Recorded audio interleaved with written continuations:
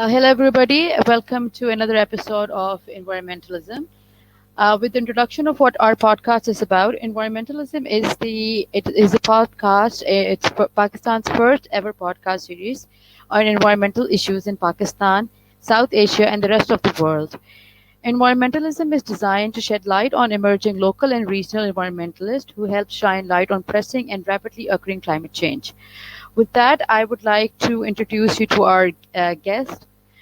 This is Mr. Avash Penday. He's a monitoring assessment analyst. Mr. Avash is a climate and livelihood researcher focusing in Hindu Kush Himalayan region, based at International Center for Integrated Mountain Development, Kathmandu, Nepal. He was a contributing author to the IPCC's special report in oceans and in a changing climate, and is currently contributing author to the cross chapter paper on mountains and the IPCC's sixth assessment report. Prior to the joining of ICIMOD, Mr. Pandey worked for national NGOs and is NGOs and in private sectors for Nepal. He held master's degree in international finance and environmental management. With that, I would like Mr. Avash Penday to please tell us a bit about himself. Thank you very much, Alaiha. Indeed, it's a pleasure to be able to speak on various environmental issues in Pakistan-based the first of a kind environmentalism podcast that, as you had suggested.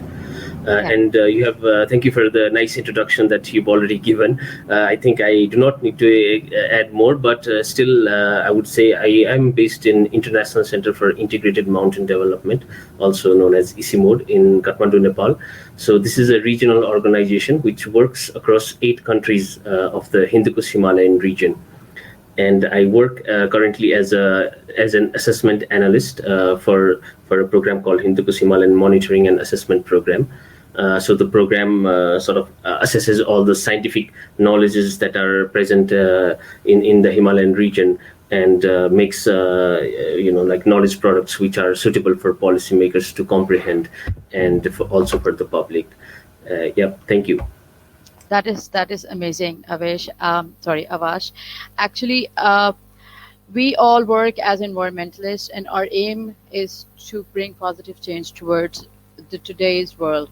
So, with that, Mr. Avash, I would like to ask you my first question: that what does climate change and livelihood researchers do? Thank you, Laya. Actually, like I said, we conduct research on the Hindu Kush Himalayan region, and this region is highly affected by climate change.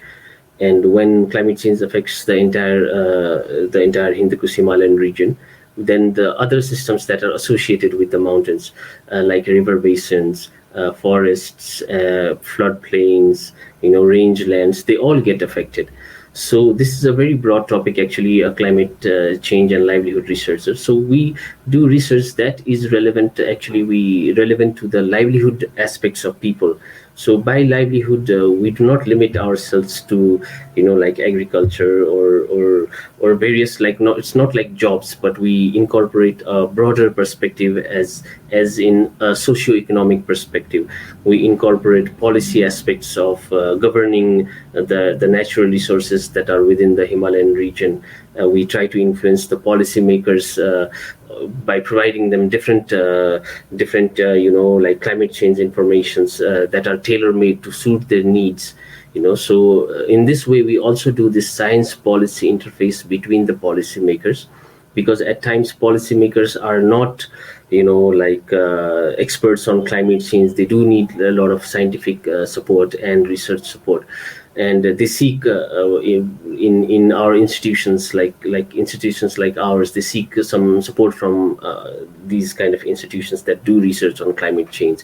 So they sometimes seek they come to us and they say to conduct a study on, for instance, what are the climate change effects, what are the warming effects in the high mountain area, one specific area. So we conduct research on those. And if they come and ask us what impacts will it have on the people that are living in that area, so we conduct those kind of research, and some research that are not being conducted, that might be very much like useful for policymakers and also for the public, of course.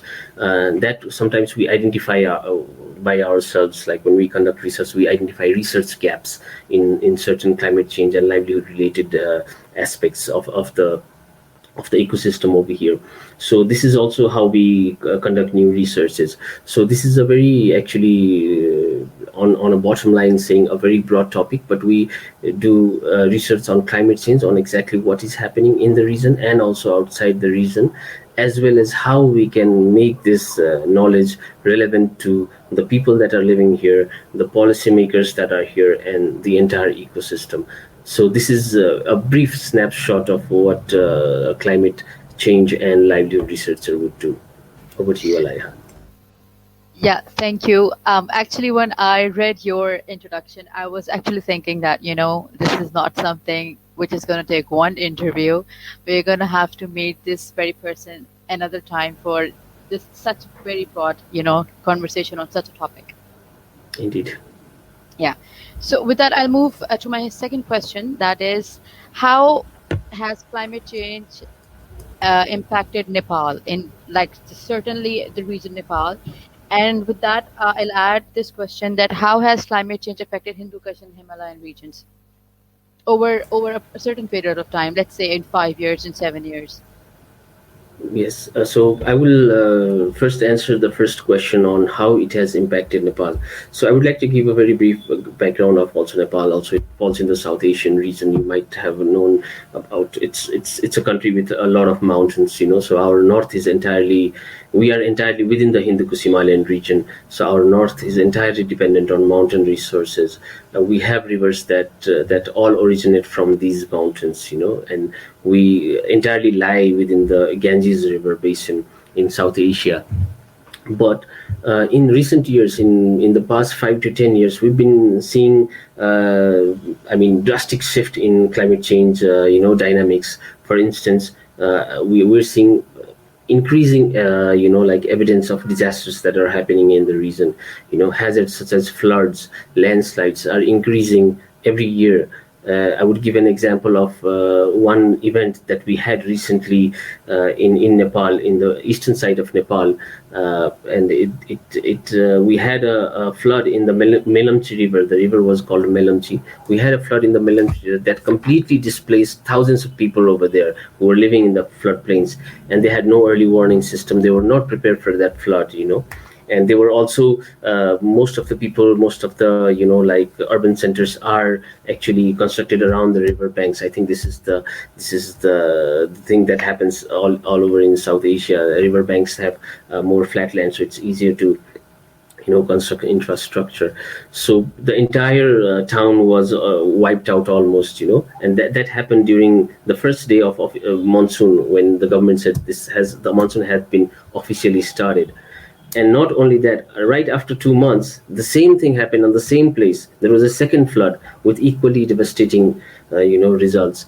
So these kind of events are frequently unfolding in Nepal, And we also had a few days ago, Kathmandu, the capital city of Nepal, experienced one of the highest record rainfall in one duration. So, and a lot of settlements around the river banks were inundated, were flooded. A lot of people were actually displaced from their homes. And it's also very important to know that the people who are displaced, who are affected by these floods, are those people who are economically weak, who are socially weak, who cannot fend for themselves, who live on a subsistence basis. So these are the people who are the most at risk. And also in Nepal, other things that we can see now is we see huge decrease in snow cover in the mountains. Mountains that used to be year-round covered in snow are now starting to see, like they seem black. They do not have any snow.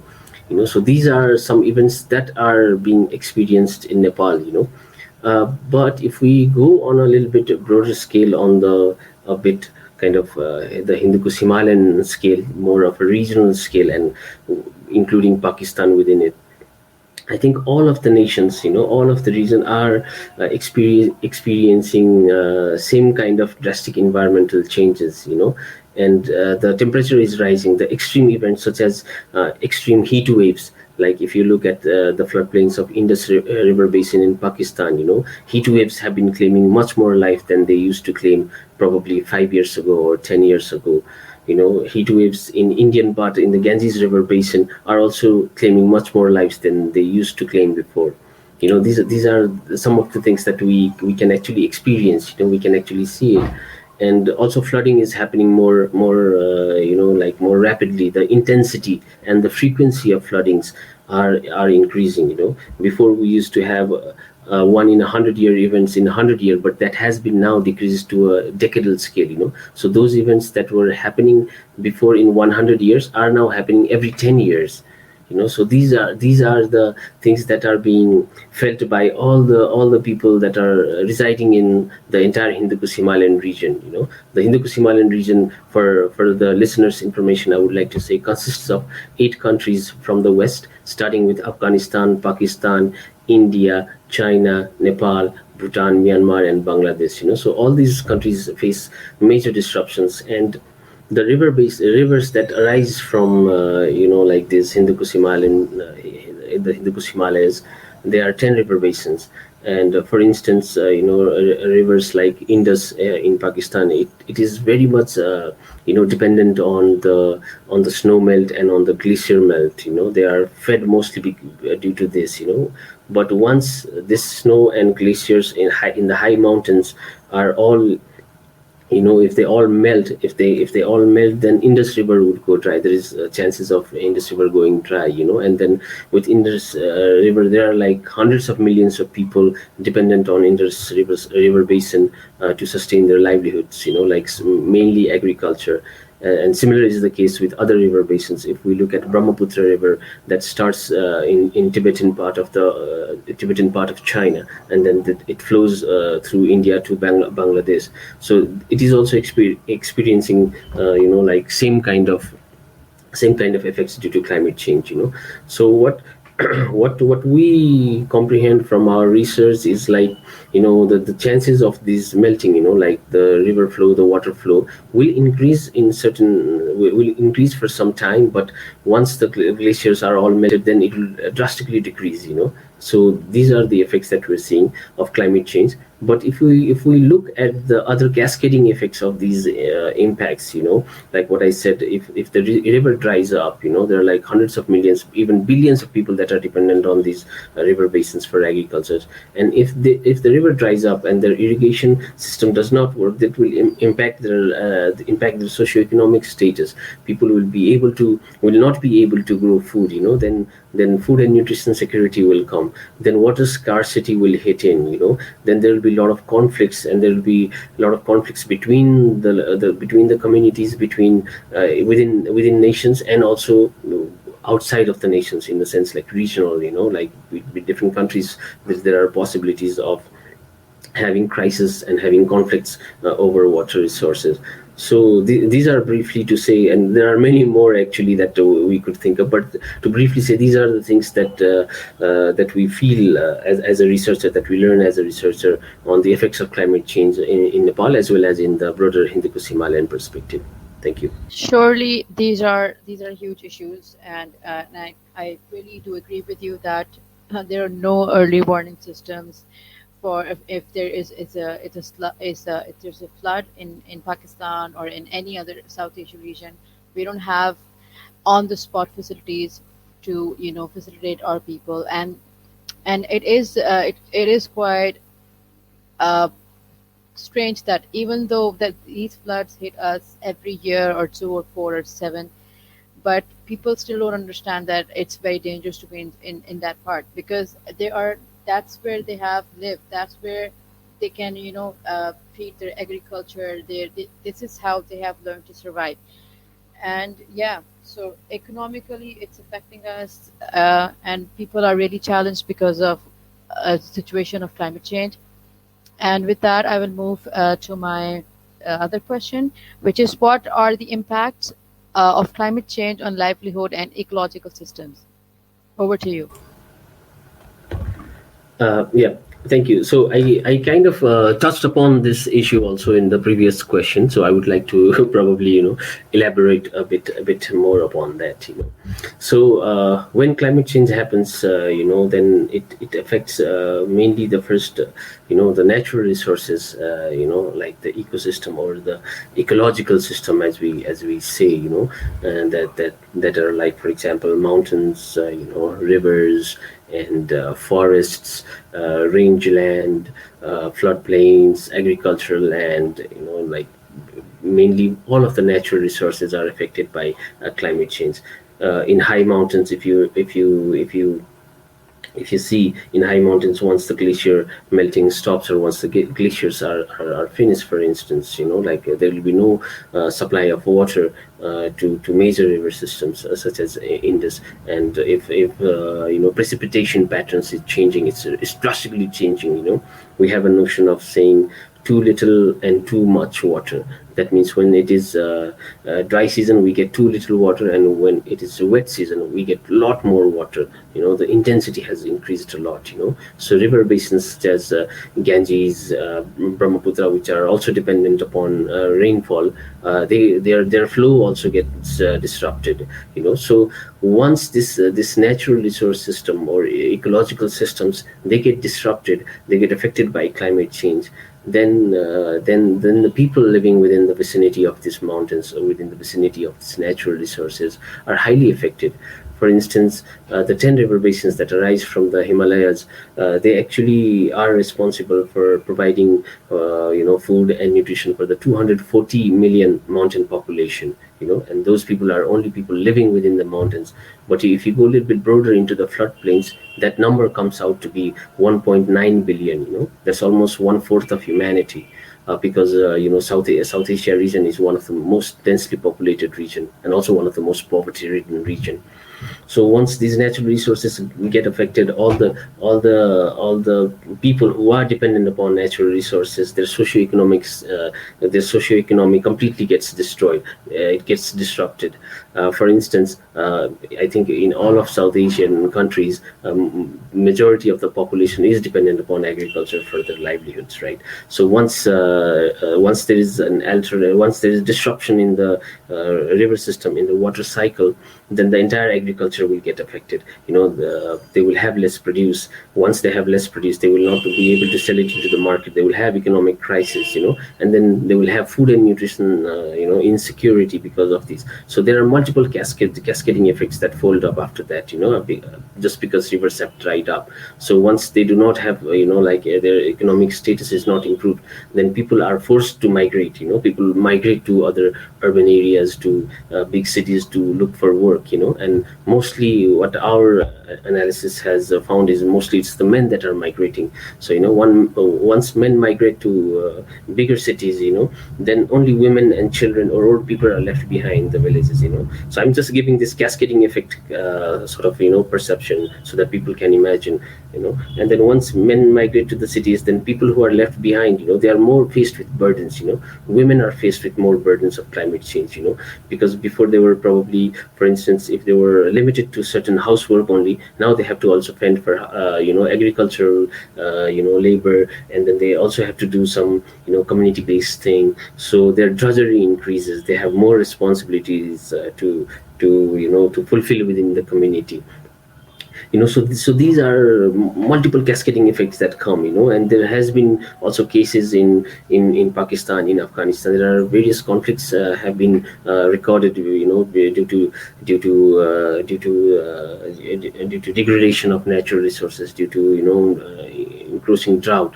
Then upstream communities, for example, of a river getting more water, then that will anger downstream communities. So these kind of conflicts are arising. Once these conflicts arise, there will be national conflicts. There might be regional conflicts. We can also see example in our region, in some countries they are not happy with each other in sharing of the natural resources. They cannot come up with a very just with a just decision to govern those natural resources.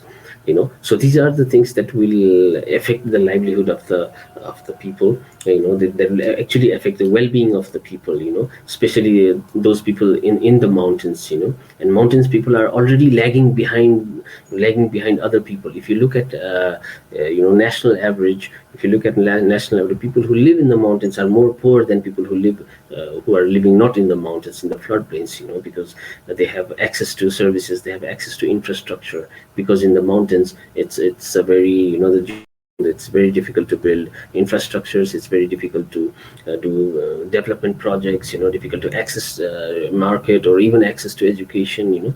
So mountains are already lagging behind this, economically. If you look at also nutrition security, the people in the mountains are less nutrition secure than people who are living not in the mountains. And if you also look at poverty rate, people in the mountain are more poorer. The national averages of all the countries, actually of all the 8 countries, shows that people are more poorer in the mountains. People are more poorer in the mountains, and the effect of climate change are more seen in the mountains. So these are sort of livelihood related effects that mountain people feel. But if we look at also ecological system, if we look at an environmental system as a whole, we can feel like a lot of changes in biodiversity. For example, if there is I will give you an example. Tree lines are going more upward. Before, there were highlands which were always filled with snow, but now the snow is not there, so the trees are growing more, like they're going more higher up in the elevation. And the ecosystem is a very, very delicately balanced thing. Even introduction of one new species which is not actually originally from there might actually devastate the entire ecosystem. We have cases where, the leopards that we see in the wild, they are actually reaching on the higher mountains. They are going in the higher mountains into the snow leopards area. There are also cases like that. So they will have competition. So once there is competition, there is high probability of some species getting extinct. Animal species as well as plant species. So these are some environmental effects. And also in the mountains, if we see, if there is less snow, for example, if we look at from economic perspective, if there is less snow, if there are no glaciers, then they will have less tourists coming over there. So these are all linked up. So I think this is also briefly, Elijah, like you had said earlier. I mean, each issue can take 1 hour to discuss. There is like so much of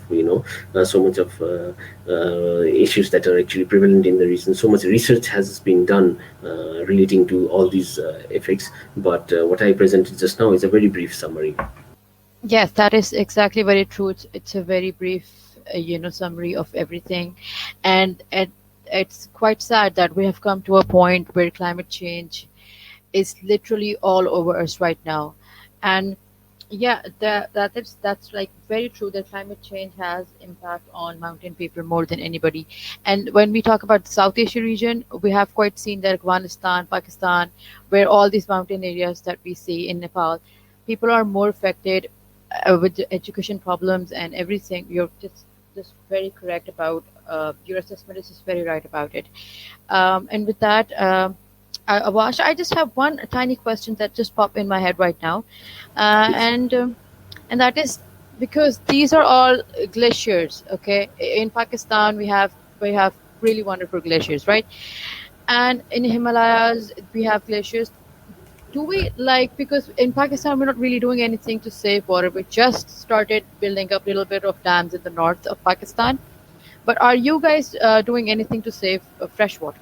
Well, fresh water in the sense of water resources, you meant to say, right?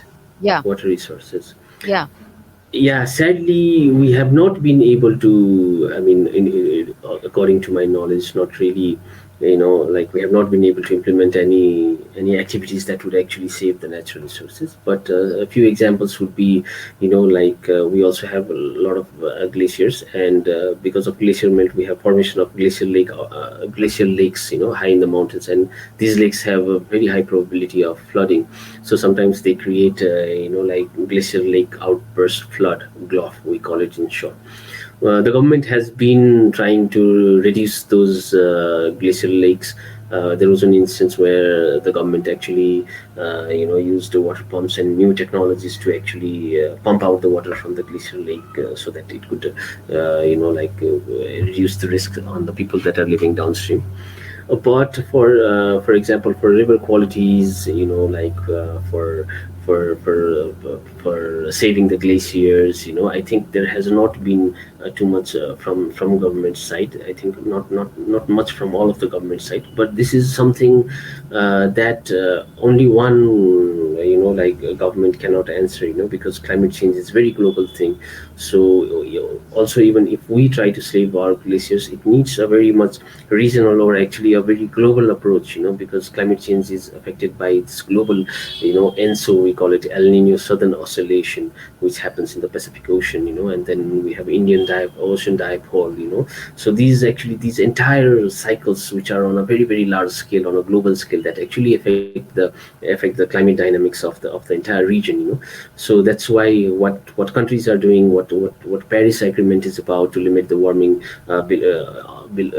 well, preferably below preferably 1.5, is all about, to emit less greenhouse gases, to emit less, to contribute less to changing climate, and which has been also been recently, suggested by the IPCC's report, that actually says, like, anthropogenic emissions that are related with human beings are majorly responsible for increasing climate, so this is something that we need on a very much on a global and as well as a regional scale.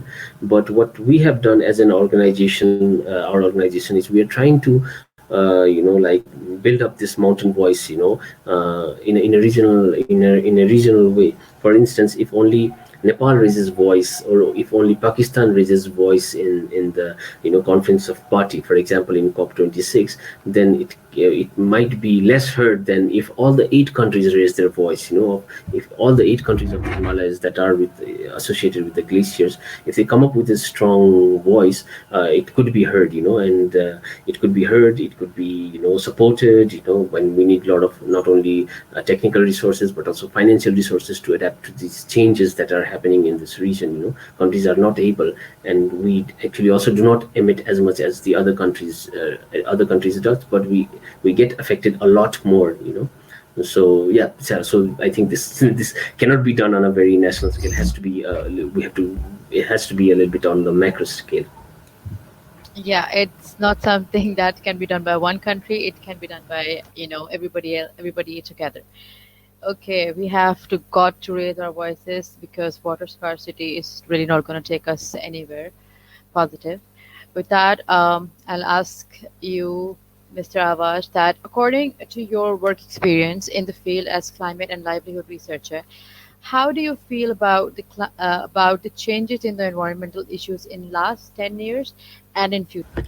Yeah, in the last 10 years, like various climate models, they have already presented temperature increase of certain degrees. Even if we look at the global temperature increase from the IPCC, IPCC assessment reports, or other research that has done, the temperature has already increased by 1.1 degrees or something, or around that level, right? So, but when we think about that degree, it seems very less, but it has huge effects, that we can delve into later probably if we have a chance.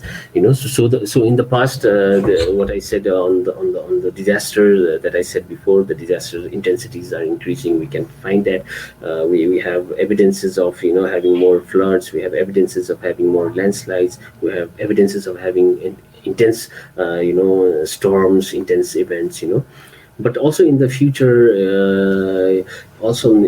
for this reason, the future also doesn't seem very nice. I'm not trying to be pessimistic, but still, even if our report suggests that even if global warming is limited to 1.5 degrees centigrade, the warming in this region will be even more than that. Like it will be around 2.1 to 2.4, 2.5 degrees centigrades. And even in a 1.5 degree world, around 36% of our glaciers will be lost by 2100. And if we do not act now, now, if we go as business as usual, like currently right now, then we will lose 64% of our glaciers by 2100. And I think one can imagine losing this much amount of glaciers, will definitely impact billions of people, and will incorporate, will implement, and will like give rise to problems that we've never thought of, socioeconomic problems, problems related to environment. There will be a huge crisis. So this is what future looks like in our region. But I think once in the global level, once we have agreed upon, limiting our greenhouse gas emission, and we work together, to limit the temperature increase to 1.5. And this decade is the most important decade. This decade is the decade of action, but if we do not do this decade, it might be too late. So to limit the damages, like this, a global partnership, a global cooperation is needed, and future, like I told you, for the Himalayan region, does not seem very pretty at the moment. Well, that is another sad thing, but I hope something will work out for us, for the nature and for the environment one day. And we're just really positive. But losing 64% of the beauty of what Earth is about, and rising temperature, it's a massive thing if you think, because it's not just we've got economical and global problems. It's not like we're just affecting a small group of people. This is about a very large sum of, you know people living in every place right now, and it's also very negative impact on our future generations. Yes.